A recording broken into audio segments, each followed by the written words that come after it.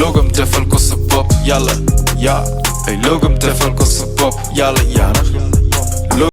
di nuyu téléspectateurs yi internautes yi ñëpp ñu ñuy seetaan et di ñaan yàlla lépp luñ fi wax mu amal njëriñ ñi ñuy seetaan. waaw bon man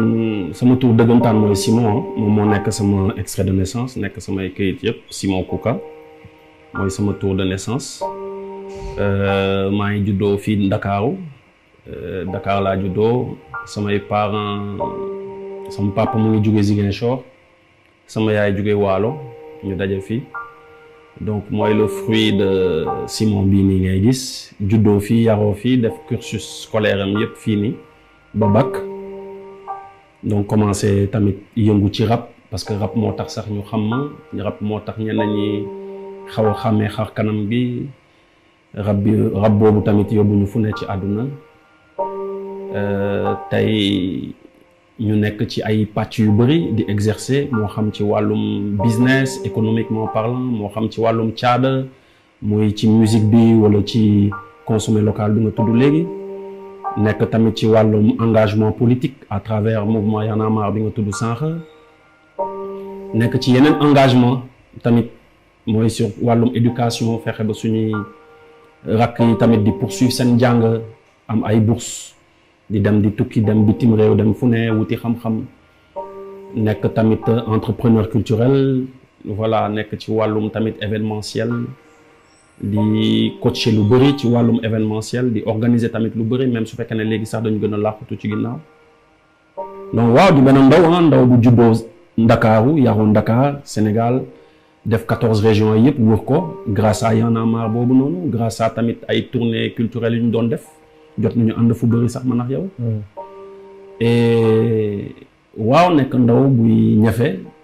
pour jouer partition am pour ñu bañ a ne buñ ko laajee ëllëg yow lan nga def sa ngiru dund mu mën a joxañ wala ay nit mën a ñëw taxaw sax ne ah man jëflante naa ak moom lii ak lii ak lii waaw bon xëy na du nekk day nekk loo xam ne sax du ma ci bëgg di expliquer lu bëri parce que c'est très personnel et mën nañ ne sax ça a été très douloureux pour la famille quoi muy sama yaay sama parents yi mais tey peut-être dañuy ne sant yàlla parce que comme ni nga ko waxee man ñu may nettali bi may nekk bébé tànk yi biñ may génnee sama biiru yaay sax dañu obligé tàmm samay tànk pour ma mën a génn mu juróon ay complications yu doy wax xam nga rek lëj xam nga si moom dafa j'ai une vie très compliquée quoi lëj ci bëri jafe-jafe bëri ay hauts et des bas bëri ay mais déjà rek je crois que venu au monde bi rek wan na ne ah kii peut-être jaar-jaaram du yomb wala kii jaar-jaaram du sedd wala du oyof mais li ñu mën a wax rek mooy waaw comme ni nga ko waxee bi may juddu man voilà tànk yi dañ ne limite est-ce que dina dox xam nga man mes parents étaient très inquiets ki ñu ne doxul juddu tànk yi rinki gënoon na rinki lii am na ay photo yoo xam ne temps booy dañ ma ko won dama rond vraiment arqué de chez arqué quoi tey xaw na sax def entre parenthèses tu vois mais au début c'était vraiment rond ñu may nettali benn anecdote sama maam da doon jël yenn ndaw ñi kër ga comme ñu ngi woon Fann Ok on était souvent à Fann Ok sama kër maam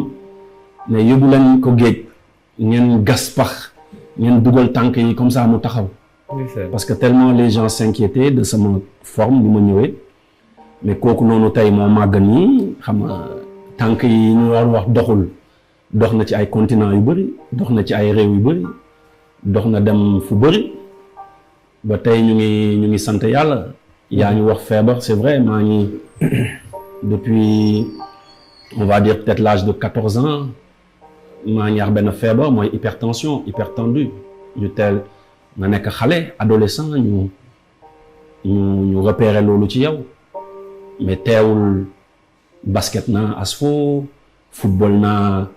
temps booy ay cadet penc ay cadet Fann Ok xam nga ay voilà def lépp lu ndaw di def teewul ngay sooxaale loo xam ne mën nañ ne presque chaque semaine wala chaque 2 semaines dina la daaneel donc ngay màggee loolu ba ci nii mu siiw avant siiwuloon mais nii ak yenn tolof yu ñu mujjee dal sa dossier médical ne fa nga daaj ci place publique bi mais c'est quelque chose qui date depuis qu'on habitait à la Médina. Donc nga màggee ko et puis sant yàlla am na ñu bëri ñu mu yóbbu mais yow ba tey yàlla nga lay suturaal yaa ngi fi ñu si sant yàlla quoi di sooxaale ak moom et di faju aussi di faju lu bëri xol da lay tooñ mais xam nga la nature d'un être humain boo koy jéem a dàq ci yow rek le naturel il revient au galop yàggul rek maa ngi doon naan temps yi moom il faut que ma jàng soxo yenn saa yi nga mën def dara sax mais nga ne non doo ko def tout simplement et di ko jéem a et essayé naa ko une fois mais guddi googu nelawuma sama xol dafa bon sama xol dafa diisoon j'avais mal parce que j'aurais pu faire quelque chose boo xam ne du la coûter effort du la coûter dara mais ma ne non damay natt sama bopp damay def attention parce que yenn saa yi nga def dara jublu ci lu baax honnêtement sans arrière-pensée dara mais mu jural la ay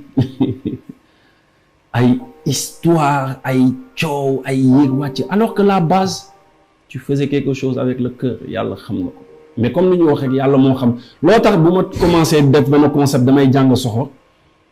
am lu ma laajoon ma wax ko def mais ma ne mais boo ko defee est-ce que ma ne xaaral ma commencé jéem a kii après ma sëgg ci loolu mais j'ai pas dormi cette nuit barke alxuraan et le lendemain dama yeewu xool ndax ba tey c'était d'actualité ma def li may def et puis jàll parce que peut-être xolu nit ki noonu lañ ko mooñaale au fait mais dañ ciy sant yàlla ndax xam nga lu tax parce que tey ñun dañu commencé boobu man maa ngi dëkk Médina car boo wax Ibou Sène bi ma commencé ndoloo rab bis bit leen ñu ngi dëkk Gueule Tapée kenn xamul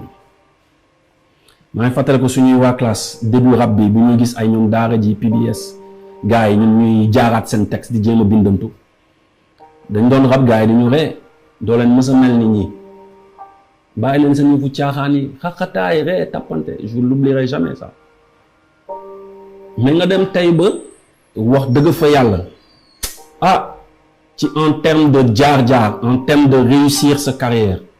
gëm naa ne Sénégal mënoo citer 10 te doo ne Simon mënul nekk en termes de réalisation en termes d'engagement culturel ci hip-hop gëm naa ne de mënoo citer sax 5 te doo ñu citer ñun beneen malchance bi ci am mooy Simon la ñuy wax mais il faut nit yi xam ne tamit Simon dafa am ñu nekk ci ginnaaw ñoom ñooy bind suy nelaw wala di PlayStation wala di nekk ci lu ko neex ñooñu ñu ngi xalaat naka la ñuy def ba fësal entreprise yu Simon fësal et loolu tax souvent je cite quelqu'un ku mel ni Aziz Gueye ku mel ni Makoura Diop qui ont toujours été là depuis le début ku mel ni Mbissane Ndoye nga xam ne depuis le début ils sont là et di pousse et ba tey di pousse donc peut-être ñoo tax ñuy wax Simon wala 999 wala Jolof for Life wala yenn réalisation tey moo am ñeneen ñu jël relais mais mooy li ñuy wax rek kenn xamula woon nga doon dox sa koñ kenn xamula da nga doon ñëw di demander mooy exemple bi moom na ñëw di demander soutien ay mairie wala ay yenn institut mais xoolal sa lettre limite sax dañ koy jël def ko ci papier pinton xam nga ndekkee ko jàll ci leneen nga dem teg loo xam ne tey da ngay ñëw buntu ministère bu ñu waxee ministre bu nekk ci kaw Simon Kouka moo fi nekk ministre bi dina wàcce ñëw jël si ko bu ñu ñëwee ci benn direction amoo rendez-vous amoo dara directeur bi yëg ne Simon Kouka moo fi nekk dina ne laisser le monter ngay ñëw ba da ngay dem tey ay région Ziguinchor Kaolack Sédhiou foo munti dem ñu ne Simon Kouka moo fi nekk préfet bi wala gouverneur bi dina jéem a teg la bët donc sant yàlla maintenant loolu nag dafa ànd ak ay revers de la médaille mooy fës bi nga fës am na ñoo xam ne bëgg nañu fës ni yow wala am na ñoo xam ne bëgg nañu di taxawee yow ni nga taxawee di bëgg di ñëw di tijji bunt yi tamit xëy na ñooñu nañu wax ay wax yu sew dinañu foog ne lii nañu foog ne lee mais koo xam ne tey tu t'es fait tout seul kenn mësul ñëw ne la 10 francs ngi nii à part ñi ma la limal nii ak des membres de la famille wala des ay sama cousin ñoom Mohamed Daniel Ndiaye amul kenn ku mës a ñëw teg xaalisam wala loxoom ne dañuy pousse kii mu dem lépp talent am xarañteefam conviction am parce que conviction man da ngay tëj buntu ma jaar par palanteer nga tëj palanteer tëj buntu ma gas ci suuf di nga ma gis sa kanam donc koo xam ne peut-être noonu lañ ko mooñaale parce que mooy comme ni mu la ko waxee tu es venu au monde il y a eu beaucoup de difficultés tu devais pas marcher tu devais pas lire tu devais pas aller t'étais pas destiné à certaines choses donc tu as toujours eu des barrières donc boo gisee barrière sa kanam barrière la tiital donc peut-être looloo tax coow lu bëri ci hip hop bi mais c'est sans rancune parce que 98 la ñu commencé yëngal game 98 nous on a fait un morceau bu tudd maa ngi tudd Ip Sant Op j'avais fait maa ngi tudd Ip Sant Op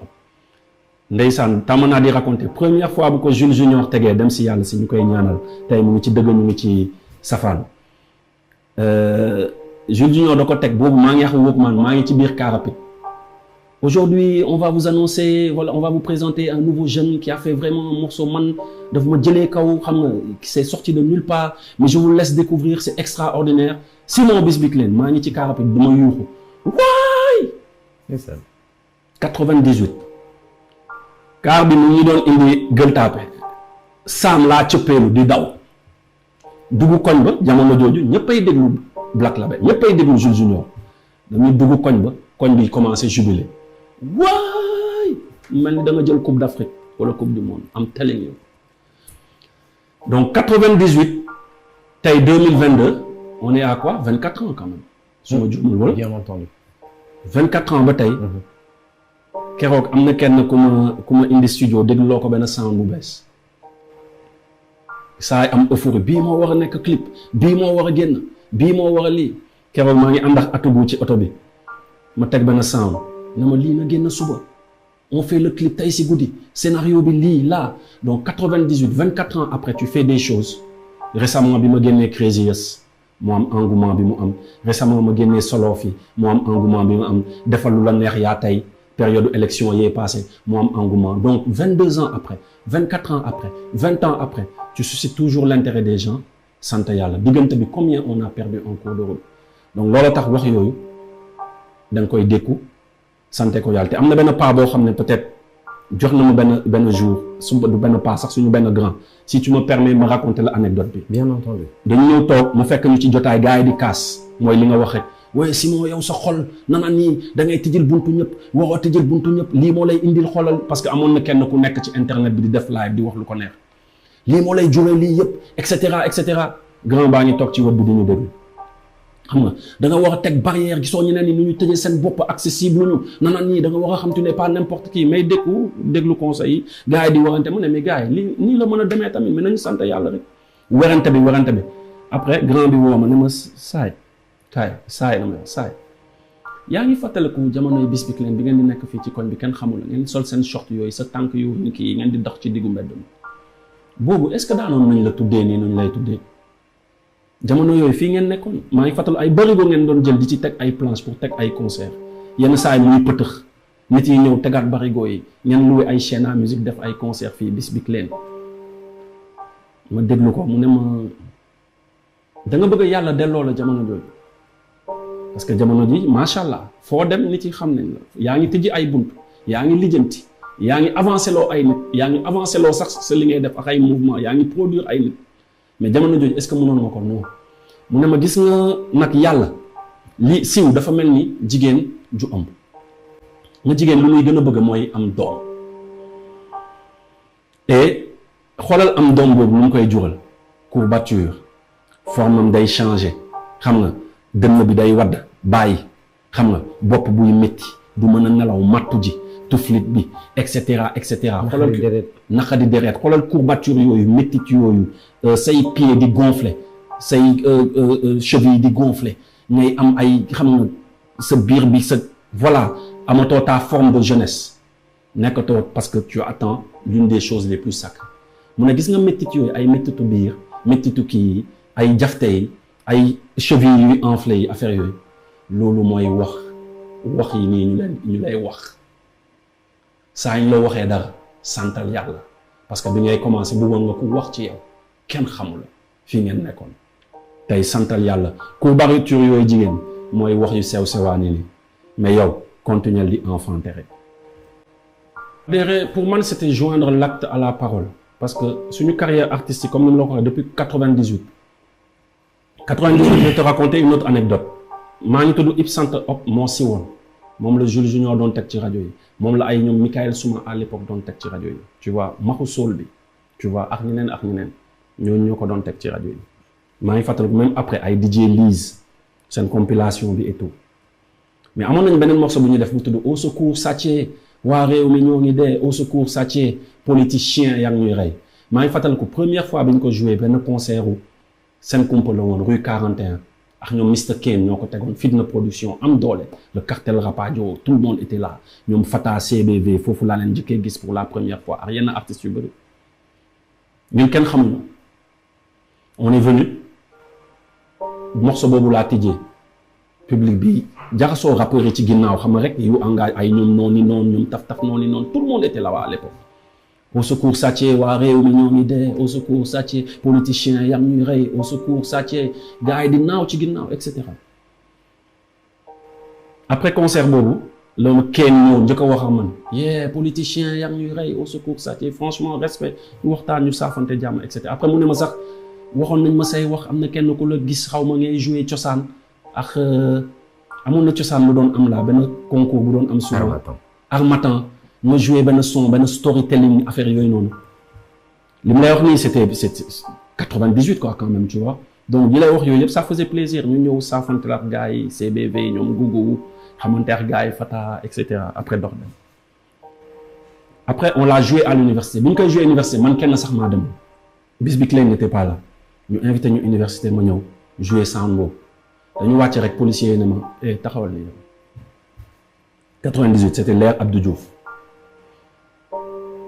concert bi jeex ñëpp ñibbi j'étais avec 3 autres personnes on était ay 4 wala 5 ñeneen ñi xaw ma lu ñu doon def gars yi dem ñibbi ba gars yi commencé dindi seen ñu ne ma pompel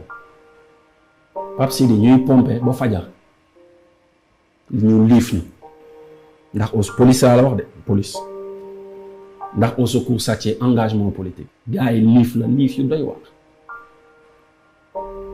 logam defal ko sa bopp yàlla yaa ay logam defal ko sa bopp yàlla yaa